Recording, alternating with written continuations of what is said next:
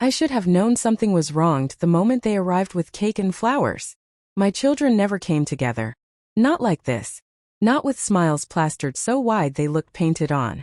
They stood at my doorway holding a box of vanilla cake and a bouquet of lilies, pretending as though it were my birthday, though the calendar on the wall behind me told a different story. "Mom," my eldest daughter said, pressing her cheek against mine. "We thought we'd surprise you today. Doesn't the house smell a little lonely? It's time for something different." Different. That word carried a weight that made my chest tighten. My youngest son put the cake on the table too quickly, as though he wanted to move on to something else. My middle child, the one who always used to defend me when the others grew sharp, was silent, eyes darting between me and the bouquet as if it were a shield. I laughed softly though my throat was dry. "What's this about? I know it's not my birthday, and you know I don't care for lilies. We just thought." My daughter hesitated, her fingers fidgeting with the ribbon tied around the flowers. "You deserve something new. A change. You've been here all alone since Dad passed. Don't you ever feel like you want more company?" The way she said more company sent a shiver through me. My home had company once. It had his voice, his laugh, the rhythm of his boots at the door. Since his passing, yes, silence had lingered, but it was my silence. My space. Mine. Before I could answer, my youngest son placed his hand over mine. His palms were warm, but his grip was firm, too firm. "Mom, we found a place. A beautiful place. They call it a home, but it's more like a resort. People your age, activities, doctors nearby. You'll be cared for." Cared for. As if I were a burden. I pulled my hand back slowly, trying to steady my breath. "A place? You found a place? Without me?" They exchanged glances, the kind children share when they've rehearsed something behind closed doors. My eldest cleared her throat, then leaned closer. "Mom, it's called Sunny Pines. Doesn't that sound lovely? They've got gardens, music nights, and even a hair salon. You'll fit right in. We've already arranged everything." Arranged. That word struck harder than the lily's sickly perfume filling my kitchen. Already arranged. I stood, my chair creaking under me, and placed both hands on the table. "You arranged without asking me?" "Mom," my son said again, voice low, coaxing. "Don't make this harder. It's what's best. We thought today with cake and flowers would make it easier." Easier? For whom? I felt my throat close, as though the walls themselves had shrunk around me. "And if I say no?" I asked, my voice quieter than I intended. There was silence. Heavy. Suffocating. My middle child finally spoke, barely above a whisper. "It's already set, Mom. The paperwork. The deposit. We can't keep worrying. It's better this way." The cake sat unopened, the flowers drooping in their plastic wrap. Betrayal has a smell, I realized. It smelled like sugar frosting and lilies wilting too soon. I looked around the house, my house. The curtains I had sewn by hand. The photographs lining the hallway. The quilt folded on the sofa that still held his scent, faint but present. Was I truly so inconvenient now? My knees weakened and I sat again. My daughter pulled out a fork, sliced a piece of cake, and placed it in front of me like I were a child being bribed. "Please, Mom. Just try the cake. We'll go for a drive after. You'll see it's not bad. It's good. You'll thank us." But gratitude was far from my heart. What I felt was a hollow echo, as though the years I had poured into them, the late night sewing costumes, the mornings cooking breakfasts, the sacrifices made without complaint, had been erased in a single decision. They left no space for my protest. Bags I hadn't packed were suddenly in the trunk of my son's car. Documents I hadn't signed were tucked into folders on the seat. My voice trembled, but I forced myself to ask, "What about my things? My clothes? My books?" "We've taken care of it," my daughter said briskly. "They'll deliver what you need. You don't have to worry anymore." Don't have to worry. Those words cut deepest of all. Worry was part of love. I had worried for them every day of their lives. And now, stripped of worry, what did that make me? A ghost already?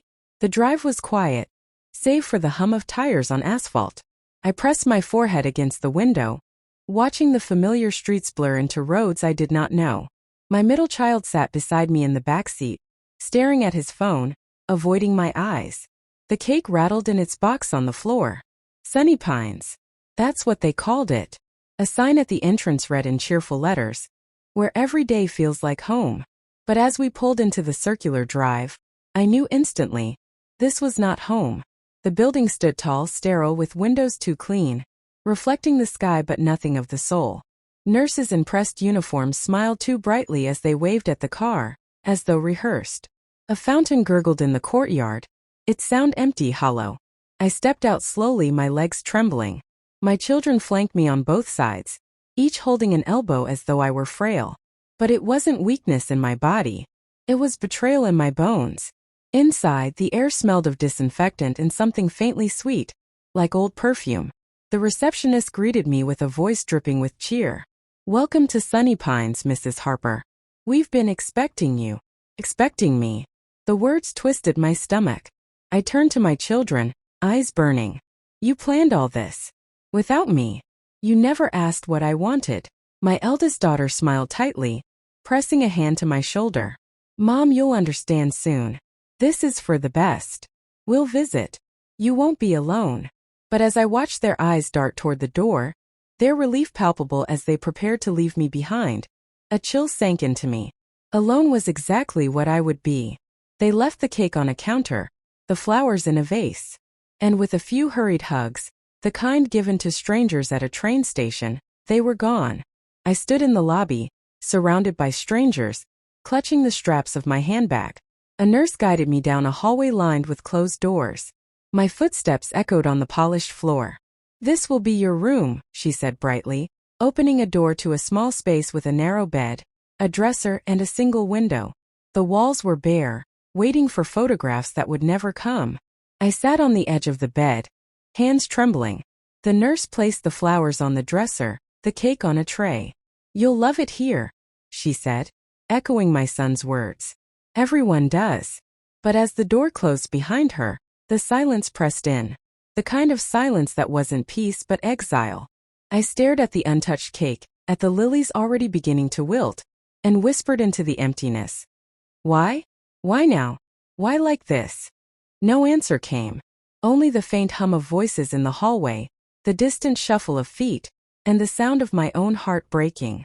That night, as I lay in the narrow bed, the scent of lilies heavy in the air, I couldn't shake the feeling that there was more to this than loneliness. That beneath the smiles, the cake, and the flowers, something darker had been hidden. And I was right. But I wouldn't discover the real reason until it was too late. The next morning at Sunny Pines, sunlight seeped through thin curtains, cutting sharp lines across the room. The bed was stiff, the sheets tucked too tightly, as if they were made for someone who would never move again. I sat up slowly, feeling the weight of silence settle on me. Silence in my own home had always been mine to command. Here it belonged to the walls. Breakfast was served on a tray: oatmeal, toast, a cup of lukewarm coffee. I stared at it for a long while before taking a bite. Across the hallway, I could hear laughter, voices of strangers who had already accepted their fate here. I envied them. A nurse poked her head in. "Good morning, Mrs. Harper. How are we today?" "We." The word stung. There was no we.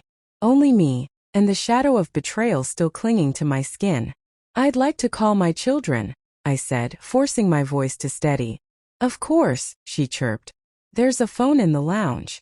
But don't worry, they'll visit." Visit. As if I were a patient waiting for scheduled check-ins. I walked slowly to the lounge, past portraits of smiling seniors painted on the walls. A television blared an old sitcom, though no one laughed. I dialed my eldest daughter's number. It rang, then went to voicemail. My son's line was the same. I tried the middle child last, clinging to hope. He answered, but his voice was hurried. "Mom, I'm at work. Is everything okay?" "I'm here," I whispered, staring at the floor. "At Sunny Pines." "I know, Mom. We thought it was best. Why didn't you ask me?" Silence. Then, "We'll talk later." The line went dead.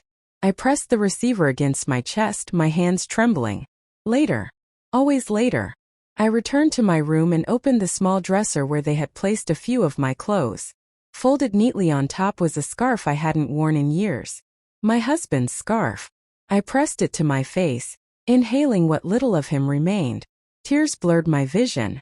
As days passed, Sunny Pines became a blur of routines. Meals at set times, activities scheduled like school classes.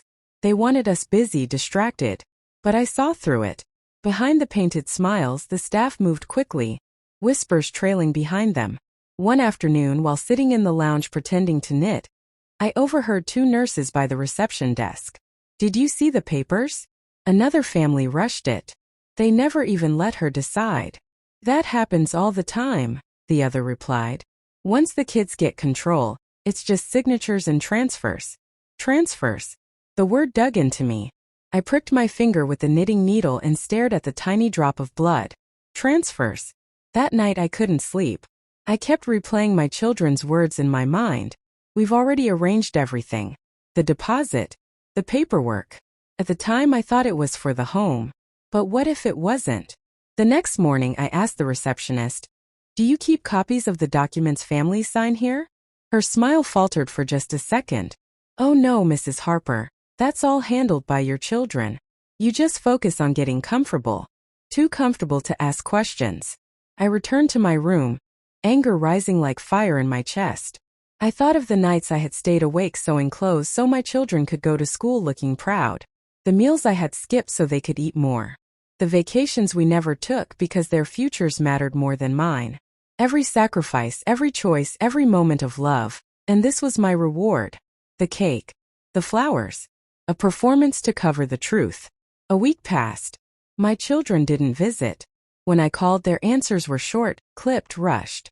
"We're busy, Mom. Next week. Soon." One afternoon I overheard again. Two men in suits walked through the hallway with one of the supervisors. I caught fragments as they passed my door. "The deed is signed, transfer of ownership, she won't contest." My heart stopped. The deed. Ownership. Contest. I pressed my ear to the door, but their voices faded down the corridor. My hand shook so violently I dropped the knitting needles on the floor. That evening at dinner I couldn't eat. The mashed potatoes, the green beans, all tasted like ash in my mouth. Across the table another woman leaned toward me. Her eyes were sharp despite her frail body. "They sent you here quickly," she said, her voice low. I blinked. "Excuse me. Your children. I've seen it before. Mine did the same. Smiles, gifts, promises. Then I signed papers I didn't understand. I lost everything." Her words carved into me like glass. Lost everything. I clutched my fork, my knuckles white. "But I haven't signed anything." She gave a bitter laugh. "They don't always need you to." That night, lying in the narrow bed, I stared at the ceiling, tears burning my eyes. The pieces began to fall into place. The rush, the smiles, the flowers. Not for love. Not for care. But for something else. My home. My husband's legacy. My life's work. And I was trapped here powerless while they walked free. But a fire stirred inside me. Betrayal may have silenced me once, but it would not silence me forever. Because I was beginning to understand the truth. And soon I would learn just how deep their betrayal went. The night after I spoke with the woman at dinner, I lay awake listening to the hum of the old radiator. My chest ached with the weight of betrayal, but my mind was sharper than it had been in years. Something inside me refused to break. The next morning, I followed the sound of voices down the corridor. The office door was ajar, and through the gap, I saw my eldest son sitting with a man in a suit. A folder lay open between them. "She won't be able to contest," the man said. "Good. The house is already listed. Once it sells, we can pay off the debts." My house. Listed. For sale. I pressed my hand to my mouth to keep from gasping. I stumbled back to my room, tears stinging my eyes. Memories rushed through me.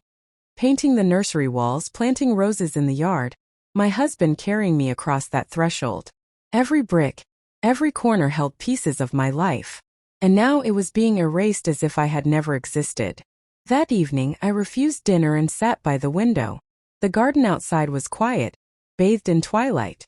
My hand shook as I clutched the scarf my husband had left behind. "You always said I was strong enough," I whispered into the night. "Well, I hope you were right." The next day, I asked to see the director of the home. She welcomed me with a practiced smile. "I want to know what my children signed," I demanded. Her smile faltered. "Mrs. Harper, those documents are private, handled directly with families."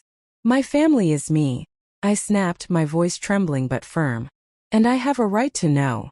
She hesitated. I'll see what I can do. Hours later, a folder appeared on my bedside table. I opened it with shaking hands. My name. My signature. But I had never signed. The papers declared me unfit to manage my own affairs. Guardianship transferred to my eldest son. They had forged my name. The room spun. I pressed the papers to my chest, sobs breaking free. My children hadn't just abandoned me, they had stolen me. But sorrow turned quickly to steel. They thought they had silenced me. They were wrong. I still had one weapon they didn't know about. Weeks earlier, before my children had convinced me to move, I had trusted a neighbor with a sealed envelope. Inside was a copy of my true will and documents my husband and I had prepared years ago. That neighbor, a retired lawyer, promised to keep them safe. The next time a nurse offered to help me call my children, I asked to call him instead. His voice on the line was calm but firm.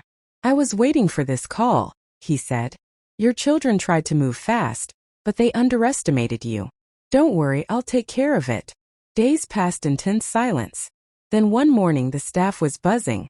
My children had arrived, faces pale, voices sharp. They rushed into my room, but behind them walked my neighbor, carrying a stack of documents. What is this? My daughter hissed. My neighbor laid the papers on the table. This is the original will. This is proof of forgery. And this, he tapped another sheet, is a court order restoring Mrs. Harper's authority. My children's faces drained of color. I stood slowly, my legs trembling but strong enough. You thought you could throw me away. You thought you could erase me from my own life. But you forgot who raised you. I am not weak. And I will never forgive you. They tried to speak, but the words fell flat. Security escorted them out, their protests echoing down the hall. For the first time since that terrible day with the cake and flowers, I felt like I could breathe again. Weeks later, I walked out of Sunny Pines, not as a discarded mother, but as a woman who had reclaimed her voice. The air outside was crisp, the sun warm on my face.